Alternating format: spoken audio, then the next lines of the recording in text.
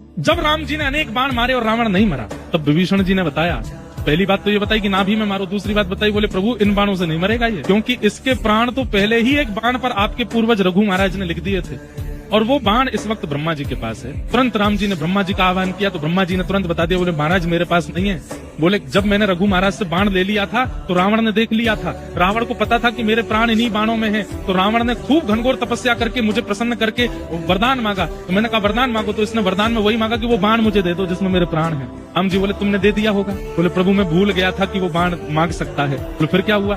बोले वो बाण ले जाकर के इसने लंका में कहीं छुपाया है, अब वो नहीं पता कहाँ है। राम जी चिंता में बैठे, बोले रावण मर नहीं रहा है, इसका तो एक बाण में प्राण है। हनुमान जी महाराज आए, बोले भगवान कितना भी बड़ा राक्षस हो, कितना भी बड़ा धनवान व्यक्ति हो, कितना भी बड़ा बुद्धिमान व्यक्ति हो, वो अपनी गोपनीय से गोपनीय चीज किसी को नहीं बताता सिवाय अपनी पत्नी के, तो विशेष रूप से तब जब पत्नी भोली हो, सीधी हो। हनुमान जी महाराज की बुद्धि की पराकाष्ठा हनुमान चालीसा में सब बोलते हैं, उनसे बुद्धि विवेक की कामना हम लोग करते हैं, उनसे सब बुद्धिमान कौन होगा? उन्होंने कहा, बोले प्रभु हो ना हो, रावण पूरी लंका में अपने प्राण जिसमें बसे होंगे वो कहीं और नहीं, अपनी पत्नी के पास ही कहीं रखा होगा, आप कृपा करें तो मैं जाके लेके आऊं। बोले जाओ।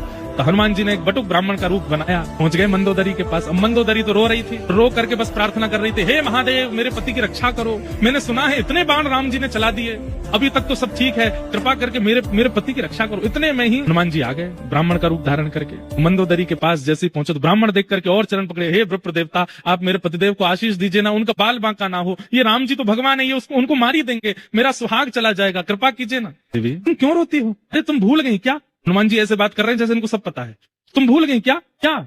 एक बाण है जिसमें रावण के प्राण बसते हैं, और वो बाण यहीं लंका में ही उसने छुपा रखा, जब तक वो बाण नहीं मिलेगा तब तक राम जी इसको कैसे मार देंगे? ये तो हो गई थी हजारों साल पुरानी बात। मंदोदरी बोले अरे हाँ वो बाण तो मेरे ही भवन में रखा है। हनुमान जी बोले पता तो चल गया है, एग्जैक्ट हाउस नंबर और पता चल जाए, वो कैसे पता चलेगा? हनुमान जी ने एक तकनीक बताई, बोले सुनो देवी, बाण तुम्हारे भवन में है, ये बात बस मैं और तुम जानते हैं, लेकिन देवी अगर तुम चाहती हो कि रावण की रक्षा हो, अपने उस भवन में जाओ, पुष्प अक्षत चंदन माला लेकर के जाओ, जहां पर वो बाण रखा है वहां पर पुष्प चढ़ा देना, अक्षत चढ़ा देना, आरती कर देना, और जब तक ये युद्ध चल रहा है उस स्थान का पूजन करती ही रहना। एक भी क्षण के लिए वो पुष्प अक्षत चंदन से विहीन नहीं होना चाहिए स्थान, नहीं तो कोई भी उस बाण का वहां से हरण कर लेगा। और मंदोदरी बोली मैं अभी जाती हूँ। हनुमान जी बोले जाओ, अब मैं भी मक्खी बन के आऊं पीछे। हनुमान जी लेक्से से बन गए, मंदोदरी गई थाली सजा करके अपने निज भवन में, खूब सारे खंबे लगे थे, उनमें पीछे एक खंबा था जिसमें वो बाण चिना हुआ था भीतर। मंदोदरी गई, वहीं जाकर के जैसे ही माला चढ़ाई, अक्षत आदि लगाए, हनुमान जी छोटे से बन के गए, इतने में विशाल रूप धारण किया